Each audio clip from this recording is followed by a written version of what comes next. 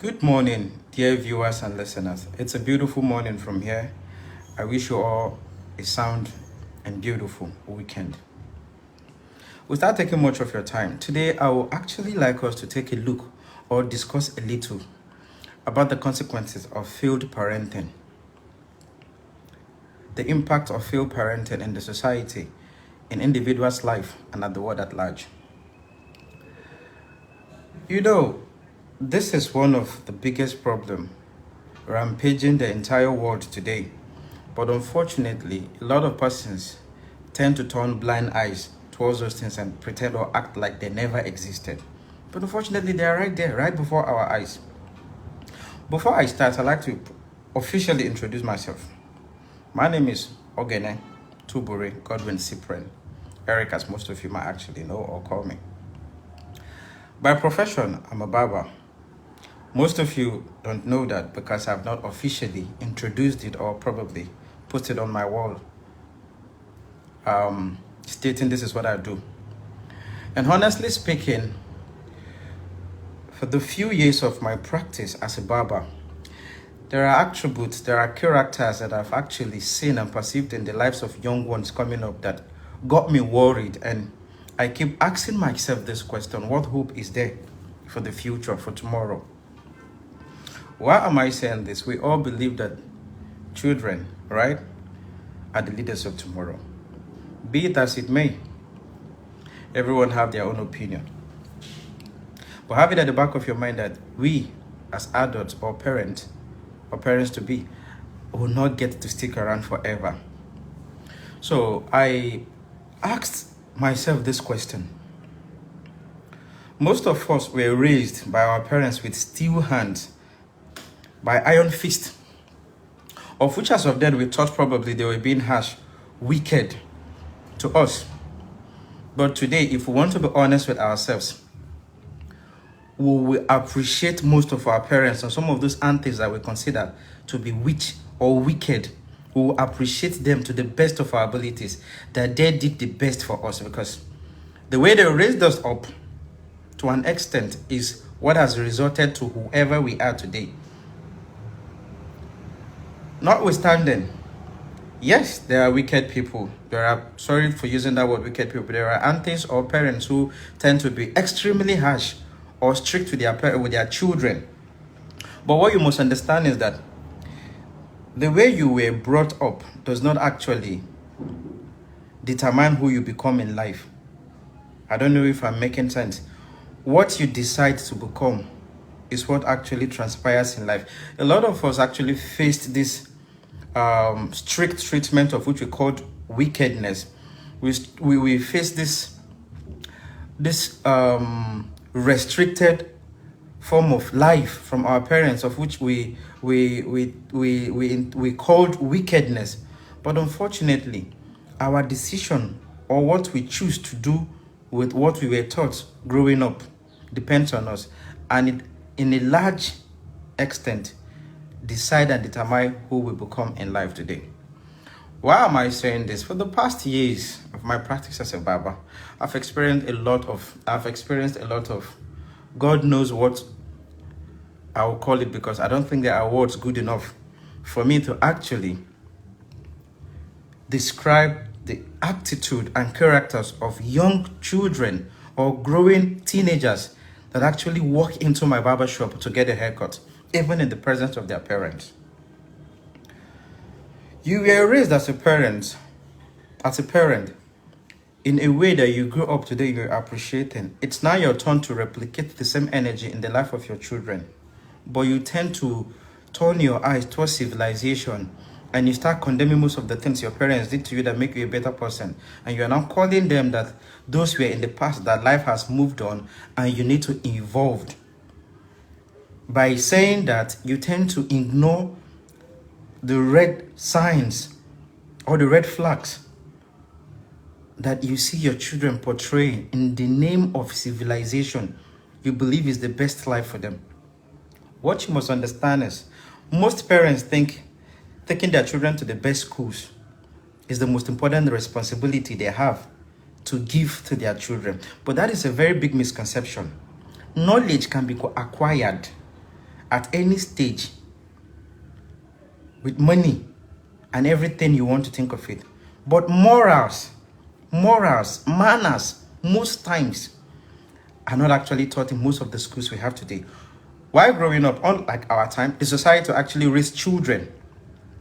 I can count how many times I got beaten, as in mercilessly beaten, not by my parents, but by the people, by our neighbors, and the people actually living around the same environment with me. I know very well I was extremely stubborn. Let me be honest. There's no dignity in lying, and there's no dignity in that. So I will tell you for free that I was one of the most stubborn kid I was raised in the society where I grew up.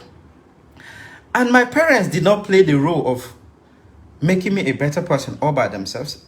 Collectively, the society did that. Apart from what my teachers did to me in school, apart from the society, my parents did to me, our neighbors from distance and close, they don't tolerate you as a child misbehaving or see you doing the wrong thing and turn their eyes away with the claim that it's not their business, you are not their child. Such things were never tolerated while I was growing up. As a matter of fact, if wealth was to be measured by the amount of beating a person receives, I think Bill Gates would not even be as rich as I would have been today if wealth was actually measured in that aspect. And as of then, honestly, I thought it was all part of wickedness. I thought it was evil, cruelty that was actually rampaging my life entirely growing up. But now that I grew up to become a man, I understand that they wanted the best for me. And all they have done for me actually puts me in line and made me understand that life is not all about what you feel at the moment. Parents today are mostly focused on providing finances to take their children to the best schools ever. That's what they all believe. The father is working, the mom is working. Sometimes children don't even get to see their parents in the morning before they go to school. As early as possible, the mom and the dad are off for work. The house help has to be the one to wake the children up, bathe them, literally feed them, and do everything a child needs. And they get sent to school. The parents don't get to see the children before they even leave. It doesn't end there. Even when they are done from school and they are back home, most times, especially in the aspect of us men, your children get to sleep at night before you get back from your work or from whatever it is you're doing. You creep in at night, you creep out as early as possible. Weeks, months, most times, children don't get to see their parents. You have no idea the danger you are breeding. You have no idea the monster you are creating. The bond between children and their parents should not be intercepted by anything. Okay, the life of your children, to an extent, depends on whatever the house help. Teach them whatever they learn from the house help. So this is one of the biggest problems right now that most families are facing. You keep asking yourself, your child is behaving in the way you don't understand. Where is this trait coming from? And most times we even tend to blame our spouse. So men start laying accusation. Are you even sure this child is mine? I don't behave like this. Why is this child acting towards this direction? Why is this child acting like this? Yes, they are, because you were never there for them as a father. Even when you were alive, you were never there to do the most important thing for them. So they get to learn. And the schools these days, sorry to say for most of you who actually owns institutions, don't take this personal. Most people today in those schools teaching are not actually there to correct your children morally. They are there to impact knowledge. And you won't blame them for that. It's as a result of what most parents have done.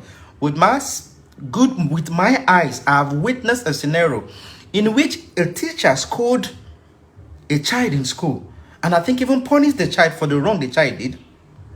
The child went back home and reported the teacher. And the parents had the audacity to go to the school, got the teacher arrested, and detained the police station. After days of whatever they have to do, the school management pleaded and intervened, and the teacher was fortunately released. Going back to the school, what the management of the school did was to dismiss the teacher so that the parents of the child will be pleased to leave their child in the school, and they apologized. Funny enough, the lady ended up moving all her 3 children out, demanded for the school fees just paid, I think a week or 2 before the incident happened. After she made sure the teacher was dismissed from the school, she locked him up for this. She still have to pull out her children from the school to another school. So the question I'm asking is, what example, what foundational example, what morals are you giving to your children when you tend to punish those who intend to correct them for the wrongs they are doing? And the school management, actually, I don't want to say a thing about it, because most schools today are businessly oriented. Nobody cares whether your child is getting your child is morally sound. All they want is get the performance. Whichever way or whatever way they want to go about it, it's nobody's business. So long as your children can read, they can write, they can go back with perfect results, of which is what you paid for. Most schools are okay with that. So that is to tell you that most of those institutions do not even have the interest of your child's well-being at heart, because they are only interested on what they are getting, the money you are paying them, and they wouldn't want to do anything to make you pull out your resources, because it's an investment. Schools today, reasonable schools, the list of their school fees is from 100,000 naira above here in Nigeria. So imagine parents having 2 or 3 children in schools, and they are paying each term 200,000. Which management will want you to withdraw your children out from their institution, knowing well that that is an investment in their life? So whatever they do, gone were the days when schools squeeze a child, iron a child, and present him better to the family, because what we achieved from school was not all about knowledge, moralities, manners. We go to school as raw materials. We get processed, we get to refined and presented to our parents and the society at large as model citizens. But unfortunately, reverse is the case today. Why school authorities tend to please the parents so that they can leave their children in their institutions because of how much money they are making from it. It goes on and on and on and on.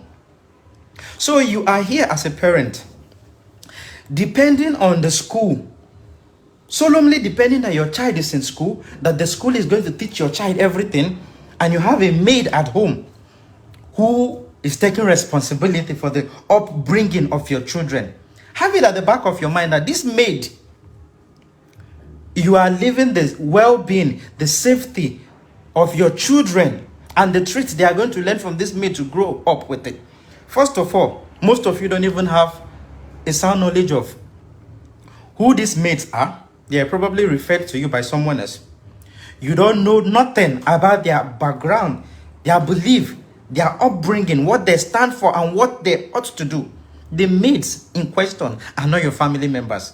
Have it at the back of your mind. They are working for you to get paid.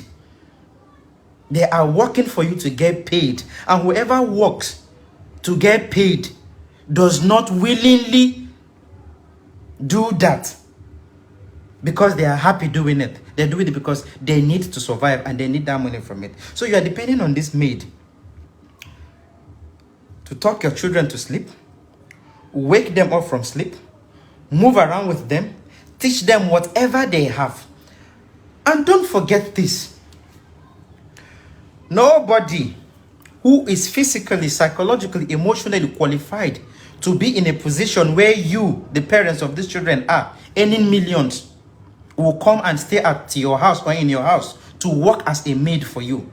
Have that at the back of your mind. Don't ever forget that.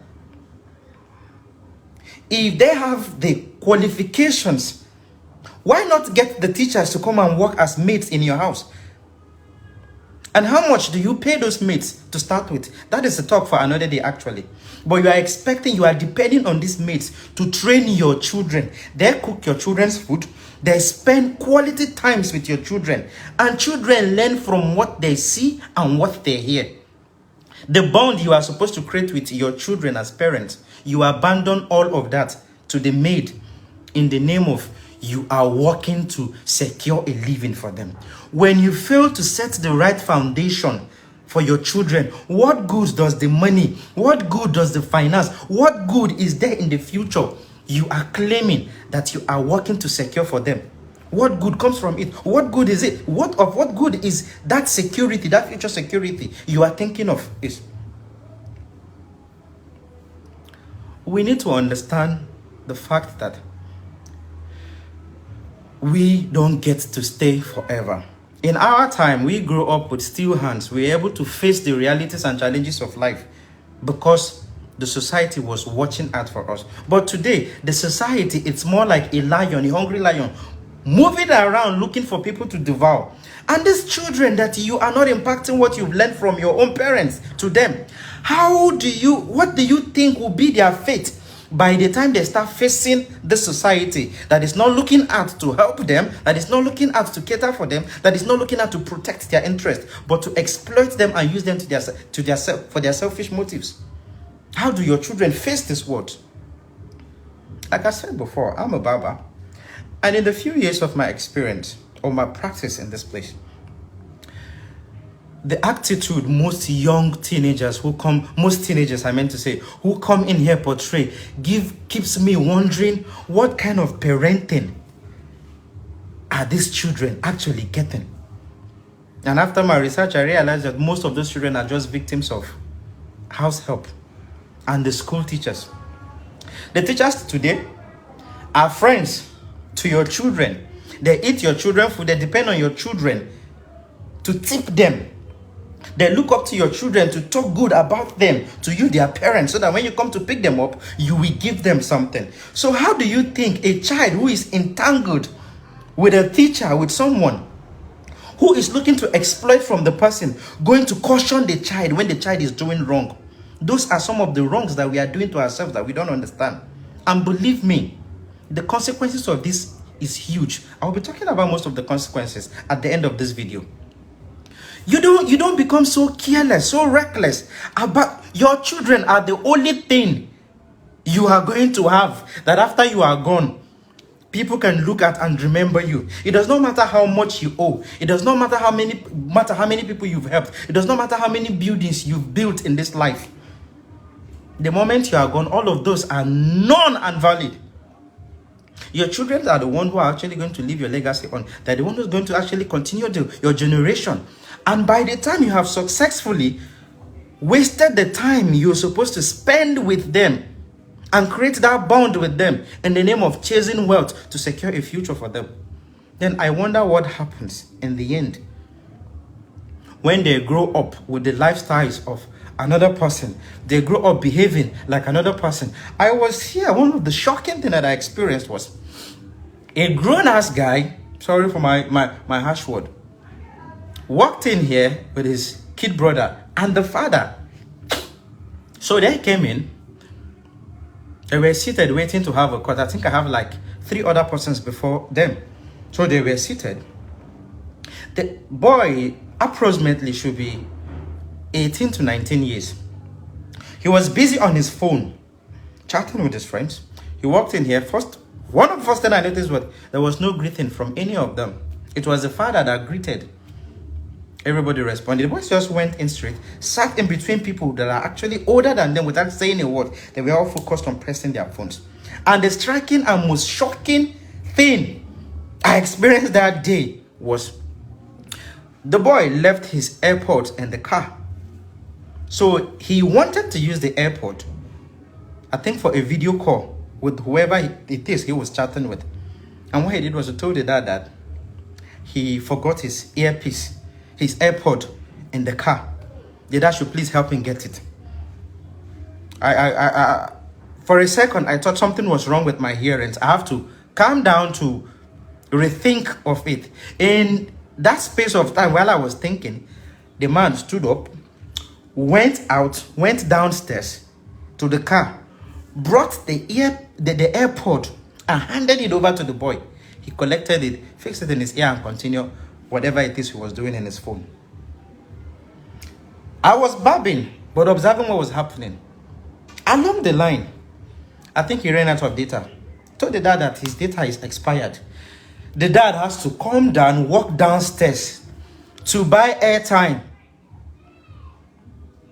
They had note, bought airtime, brought to the boy, gave it to the boy to load in his phone, and reactivate his subscription to continue whatever he was doing. And I was shocked to my veins. I could not fathom exactly what was happening. I was wondering if the boy was actually the father of his father, or if the father was the father of the son. Attitude like this that you portray as a father, you might think you are showing love. You think you are treating them in the way of love.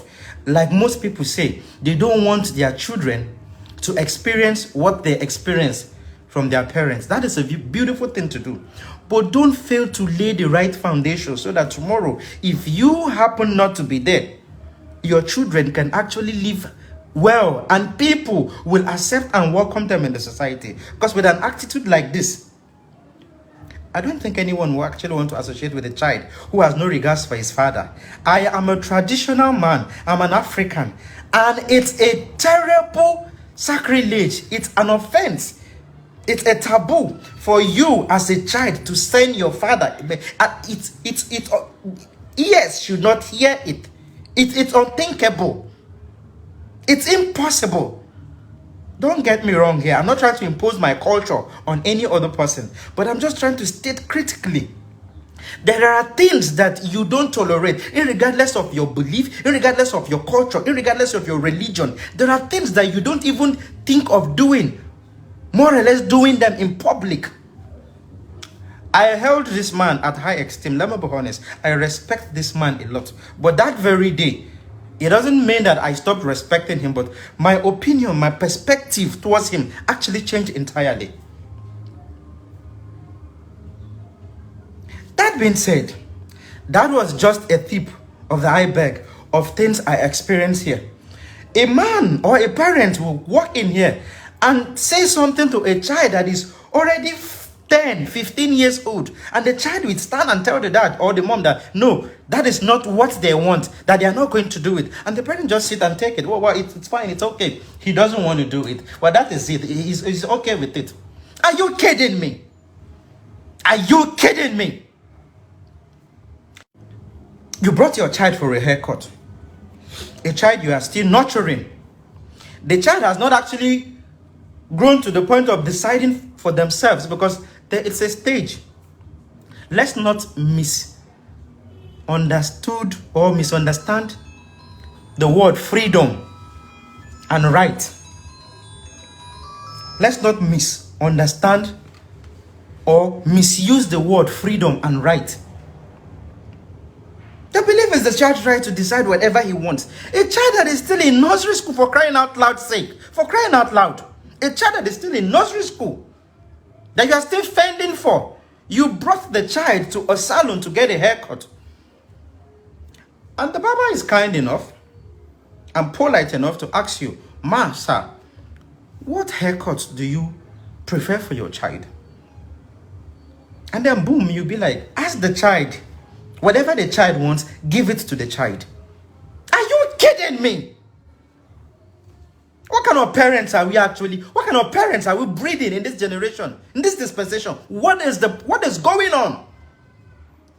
And these same parents today that are doing this will be the same parents tomorrow that will be clamoring, crying that someone in the village is bewitching their child, that someone is twisting their child's mind against them, that someone is possessing their child, forgetting the fact that they laid the foundation of whatever the child is actually missing today to them. They started it all. It's a time for everything. There are times you need to let your children know that right does not belong to them.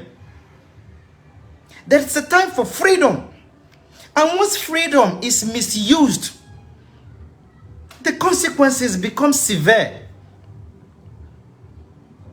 I can tell you for free, I've lost lots of customers in this barbering field of mine. Why? Not because I'm not good. No, God knows. To an extent, I'm very good at what I do. But because there are things I cannot stand. And I can't endure. I can't keep pretending. It's not my nature. I can't harbor it. So when I speak out, they tend to take offense about it. And I politely tell you, I set up this business to make money, but I don't worship money. They be like, who are you to tell me what to do with my child? I brought my child here for you to give them a haircut and not for you to tell me what is right or wrong for my child. I'm sorry, ma'am. I'm sorry, sir. That is your right. And in this space, I have my own right here. And there are things I cannot tolerate because karma will speak against me. If I don't do what I have to do, if I don't correct what I have to correct. I know most people might actually be ignorant of the fact that karma works and it's real. And it jumps at you when you least expect. It's real. So I have to speak against it. And a lot of them got offended, they got upset and left and never returned. And I'm perfectly fine by that. Let me end this here for today. But before then, what are the consequences of wrong or failed parenting? We have a lot of parents today living in sorrow, living in pains and in sadness. Not because their children are dead, no. Not because their children are poor, not because their children are unable to take care of them. But because they failed to create that bond with their children when they were tender, when they needed that relationship, you failed to create those relationships.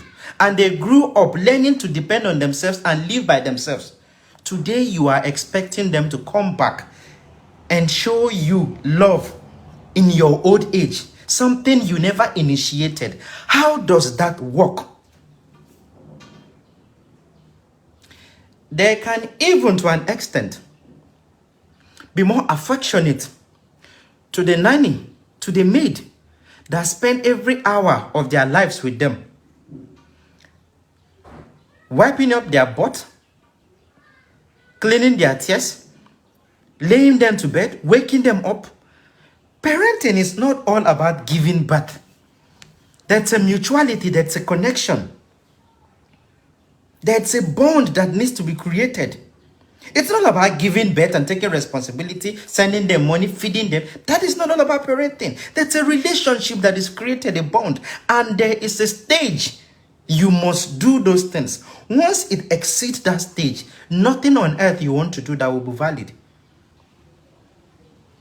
You don't start laying foundation when you've already start building. You don't put foundation on top of a building. You set a foundation before you start building on it. When the foundation of that relationship is not there, they are grown, they are not entitled to themselves. They are more attached to their loved ones, to their wives, to their fiancé, to their friends. They see you as yes, they have that regard that you are their parents. Of course you are. No one is doubting it. But expecting them to come and spend quality time with you, check on you, the best they can do for you is to send you money. And once you start getting old, you will understand the fact that money is not everything.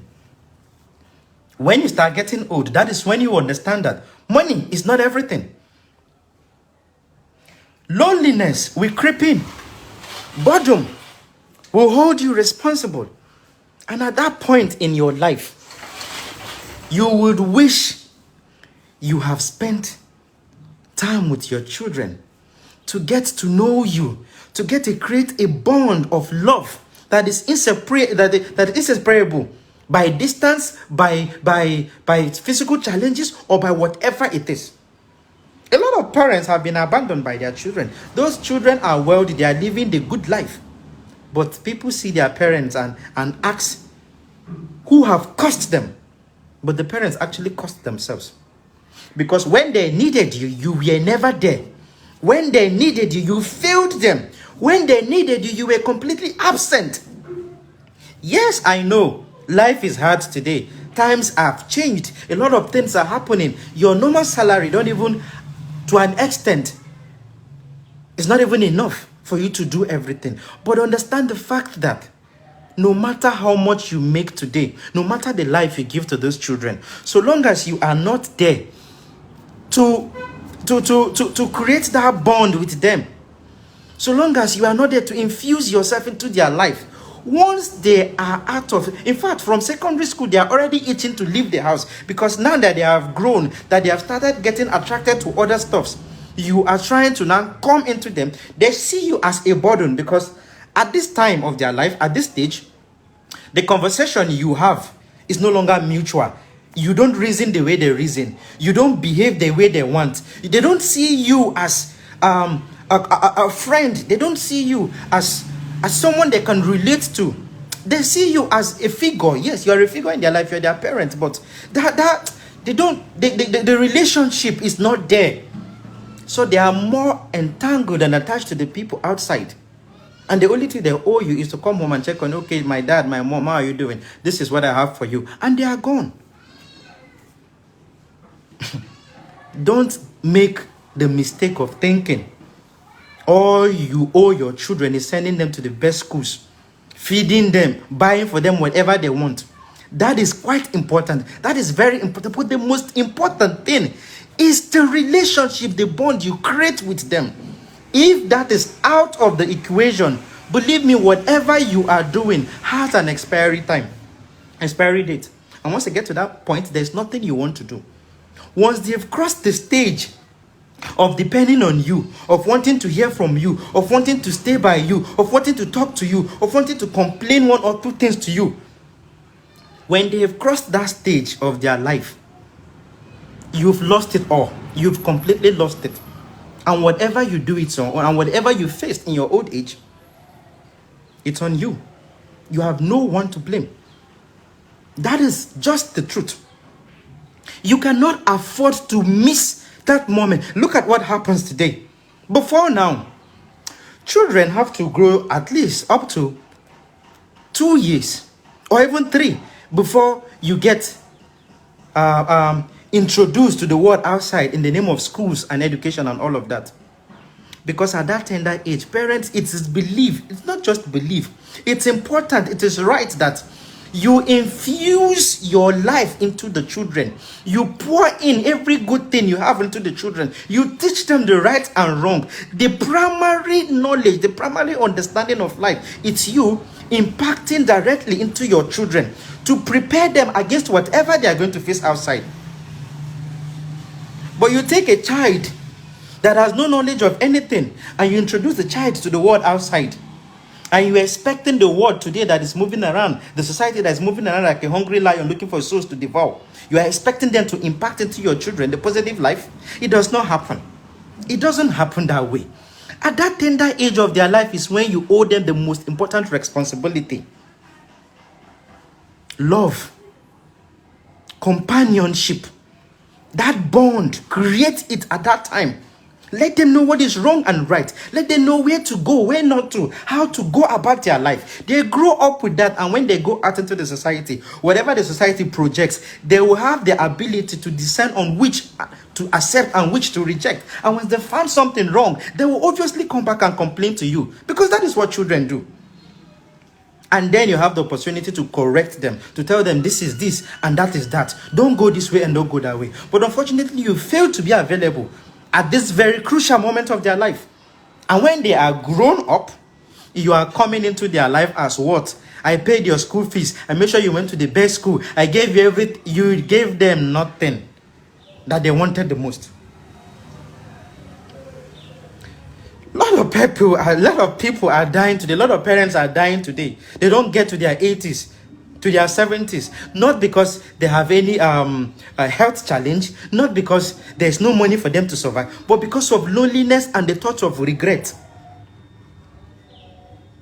Your child does not care about you anymore. The only thing he owes you is the same thing you felt you were doing for him as of them, because it's vice versa. That is just the analogy most people fail to understand. When you grow your children in love and you introduce them to finances, they get to understand the fact that yes, you love them first. That is the first thing. You loved them first. You cared for them by providing for them what they need in life for them to become the men and women they ought to be in the future.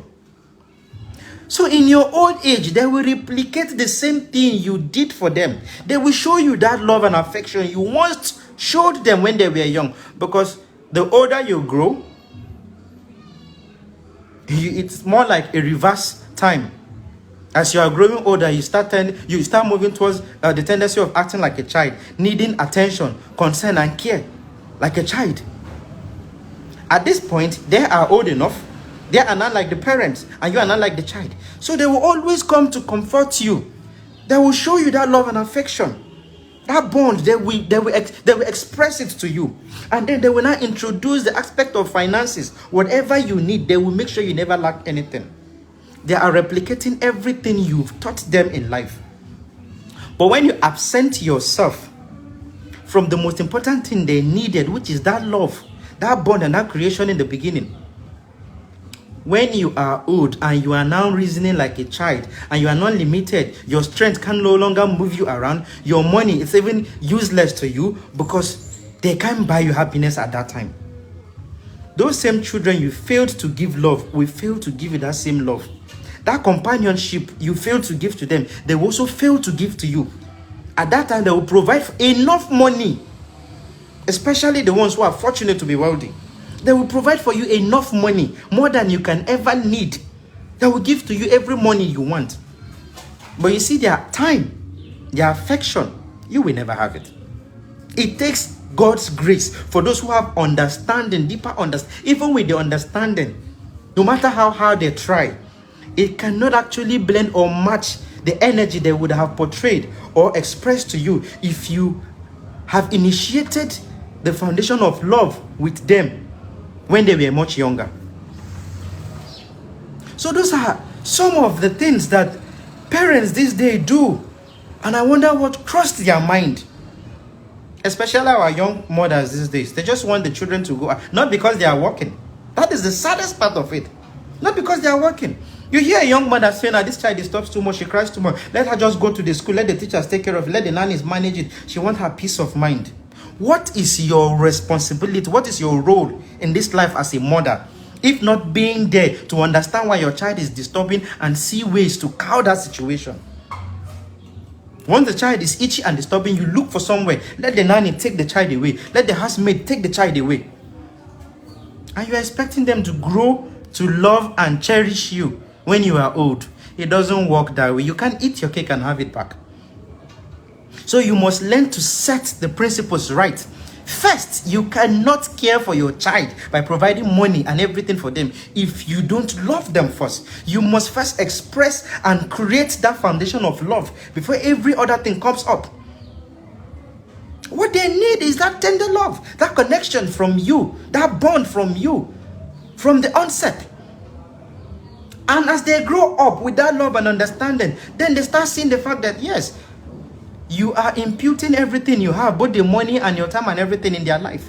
That is the same thing they're going to replicate for you when they become adults and when you are old. A lot of parents are abandoned. The children build mansions for them, give money, and leave the parents there. And before you know, they die off. Because of what? Loneliness. Depression is real. It's happening, and it will get worse. Dear parents, learn to spend time with your children. Learn to grow in love with them. Learn to create bond, foundational bond between yourself and your children. There is a stage for that. That is the most saddest part of it. That is what people fail to understand. There's a stage, there's a time limit for that. If you don't create that foundation at that time, once they have grown past that level, you can't do anything. Anything you do no longer counts. Anything you do, life is a stage. Every stage of life is a phase. And in each of these phases, there are things that need to be acquired. There are things that need to be learned. There are things that need to be seen. There are things that need to be done. Once that time elapses, once that stage passes, and you don't do what you ought to do at that time, Whatever you're doing next does not count. And that is the reality of today's life. I'm going to leave this here. So let me just point out the few consequences of failed parenting. Aside the fact that you as a parent, you are going to suffer lonely and obviously die of boredom, depression, and sorrow for the lack of seeing your children or feeling affection from them. The second one is most people who tend to say, you actually see the child doing the wrong thing, but because you believe it's not your child, you don't owe anybody the right or responsibility of correcting any child. That is what you think, but that is a big problem. That is a misconception. Karma have a way of grabbing each and every one of us by the birth. Once you watch this child doing the wrong thing, when you have the opportunity to correct that child, have it at the back of your mind that most of the things you walk into, that you see, are not just being shown to you by God for you to see and mock or laugh over it. They were actually shown to you so that you can make amends for that thing. And for each thing God has given you the opportunity to see, to make amends and correction that you fail to do, there is a consequence that you must suffer for it. A lot of people don't believe this. I don't want to believe what religion. I don't have a problem with your religion. I don't care what you want to think about your religion or what you want to believe. But this is an honest truth that I need to tell you. Everything God shows you that you see, that you know it's wrong, that needs correction, that you fail to correct, there is a consequence for it. Because revelations are not given in order for people to know and wait for it to happen. They were actually revealed. Those things were revealed to you so that changes can be made to it, so that amendment can be made to it, so that prevention, those things should be prevented from happening. That is why God shows us those things. So you are watching a child in your neighborhood misbehaving, doing the wrong thing, and you claim it's not your child, you don't have a problem with it, parents should deal with it. It will come back to you in one way or the other. Remember, once a child has the attitude of stealing, robbery, kidnapping, and killing, and you say it's not your child, when you have the opportunity to correct that thing, don't forget that the parents of this child are not the one who are going to be victims of his ill manner, but the society of which you are part of which you are one of. And your children, your relations, are part of the society. So when he starts unleashing his demonic act, when he starts unleashing the beast in him, your children becomes victim, because you're not going to stick around forever. Yes, you've trained your children with the right morals. You've trained your children with the right traits. You've impacted to them whatever you think you want to impact. You've made them better, different from other people's family. But unfortunately, the society is interwoven. We are all interconnected in one way or the other. So for every time you fail to speak when you ought to speak, most of you struggle with that spirit. You are having the tendency of say these things, but you keep suppressing it. It's a big problem, because it will come back at you. It might not be you. It might be your children. God forbid, I'm not praying against anybody, but I'm just stating fact. It could be your relations. So please, for each time you are opportune to correct a child, to correct an adult, to speak, open up and say it and free your mind. Let karma have it. Let heaven and earth, let nature, let the mother nature knows that you've played your part. You think miracles don't work? There are a lot of persons today that have been saved from a lot of vices that would have actually claimed their life. It didn't just happen because they were the best. Obviously, I will tell you for free, it could be the result of what their parents have done in the past. The kind gesture, the right morals, the traits their parents have passed in the past. Karma exempts you from that, because it knows you've played your role, you've played your part. When that thing comes, it pushes it away from you. But when you fail to do it, when it comes, it grabs you by the butt, and you have no one to blame for that. And you see a lot of people today asking, do I deserve this? I've never hurt anyone before. I've never done anything wrong to anybody. I've always minding your business is what is killing you. That is the problem. I don't deserve this. I didn't do any of this to this person. Why is this happening to me? Why are they treating me like this? Obviously, your parent or someone from the past has failed to correct something, and it's not coming to. It happens. That is just life. These are logics. So please, whenever you have the opportunity to correct somebody, do it. You are not just doing it to that person alone. You are doing it for an entire generations. Just as it is, when you kill a person, it's not just that person you killed or his family that you are actually harming or doing danger to. It's not just that person. The truth is that for each soul, there are generations to come from that person. So when you kill a soul, you've successfully destroyed a line of generations that God has destined to take part. And sadly, you might not even know. Maybe your destiny is interwoven, is tied to the generations that are supposed to come from this person you have killed. That is why a lot of persons are suffering today, that they don't even understand what is happening. You've successfully killed your destiny helper from the past, or you've killed, or you've destroyed, or you failed to set something right in the life of someone who's supposed to become somebody that is going to benefit you in the present. We are all connected. No one is an island on its own. No matter how brilliant you think you are, no matter how influential you think you are, you got to become something from a connection from someone. You don't manufacture your destiny. It's connected to someone. And if that person has not been put in that place by someone who's supposed to do something for him to get there, your destiny will be affected. So it is with you. If you see what is meant to be done and you failed it, yours might not even be someone else that is connected to your destiny. It might be the same person that you failed to correct. Maybe you are supposed to help the person become something, and tomorrow in the future, this person will turn out to pave way that will become an answer to the prayers you've been praying for years, or to the prayers of your children that are yet to come in the future. But you either kill the person, and you destroy the whole lot of the generation, including yourself. So it is when you ignore one wrong that you're supposed to correct. You are not just doing it to that person, because correcting that person at that time, you have successfully protected a generation, a lineage that is supposed to come.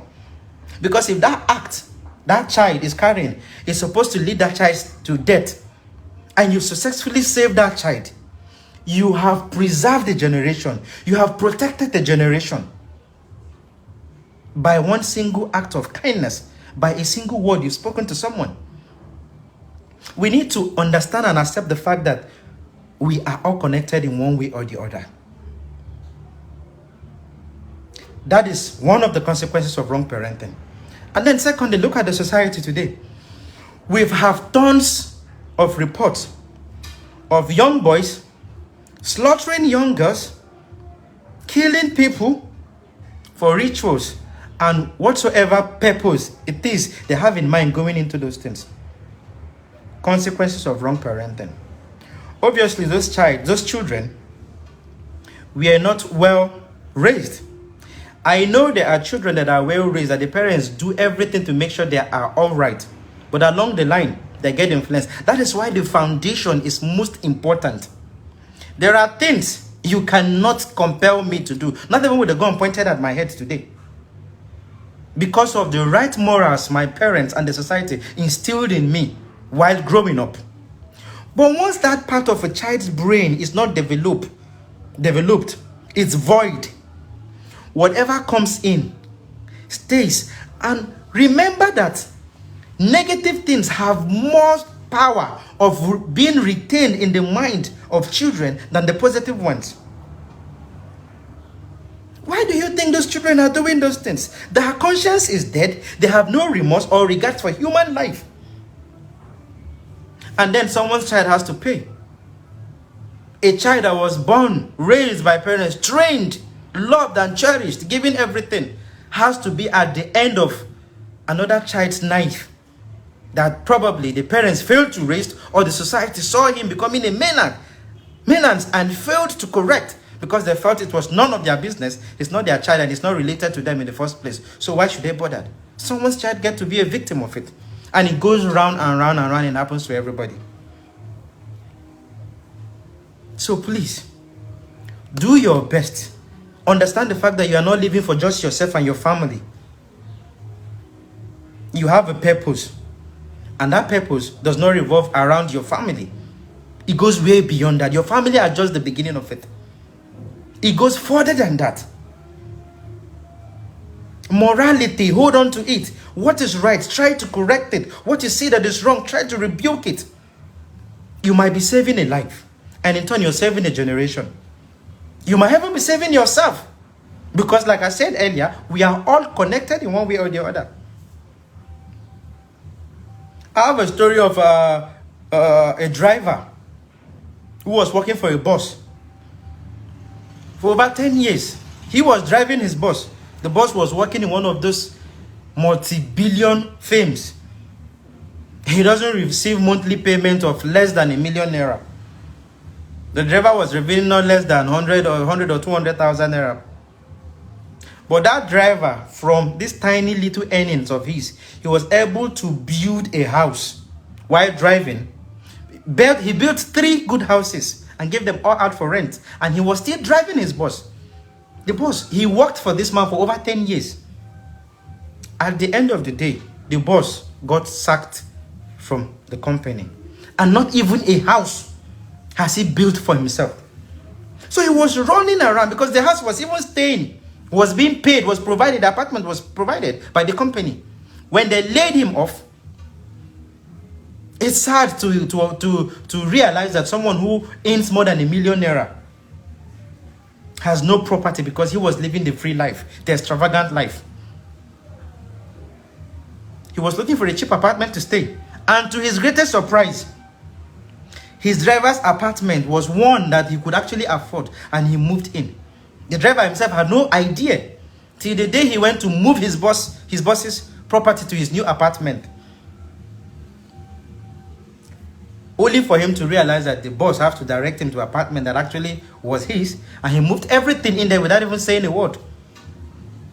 And at the end of the day, the boss got to realize that the account he was paying money into was owned by his driver. You see how life turned around? It's not all about you today. It's about the bigger picture of tomorrow, where it's leading you to, and where it's getting connected to, and how long it's going to be. So don't act all careless. Don't act, I don't care because they are not related to me. It's not my problem. No, it's your problem. It was revealed to you because God wants you to do something about it. Let's try and cow these issues that are rampaging our society, that is destroying the world. There's been a lot of bloodsheds from young persons that are less than 18 years. If they were rightly raised by their parents, if their parents have not failed to raise them right, and the society has not failed to play their own part, those things will not be happening. Most of the innocent souls that have been killed, maybe from their lineage, the saviors of these nations could be there. The saviors of lots of families could be there. But their destiny has been cut short because of someone who was not properly raised. And it will keep going on and on and on if something is not done about it. Dear parents, save yourself the bitterness of growing old in sorrow, in pains, in agony, and in regret by raising your children right. Scolding a child when he's wrong does not entail that you hate the child. Punishing a child, if there be a need to correct a notion in a child's life, does not mean you don't love the child. Don't stop listening, stop seeing all this, stop getting infused with what you see on the internet. You raised your child better than your parents raised you, that you are now who you are, that you're proud that you are. And if you're not proud of the way your parents raised you, then you should do more in raising your children better. Yes, the world has evolved. That does not mean you will not evolve in your own aspect of impartation to your children. They are your futures. They are your life ticket. You will not remain strong for always before you die. You can't keep pushing the rock.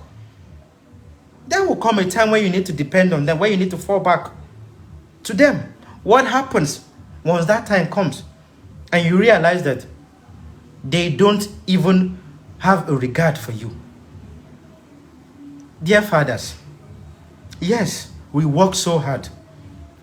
Yes, dear men, We want to make sure that our children don't lack, they don't beg, they don't get embarrassed, they don't get shamed like most of us faced.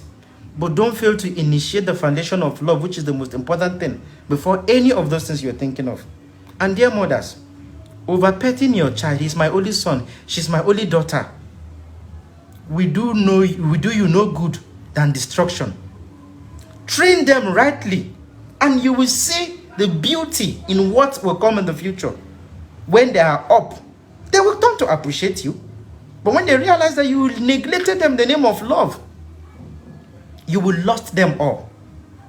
So please, let's endeavor to do what is right for our own good and for the world at large. This is just a message. It's my point of view. I stand to be corrected.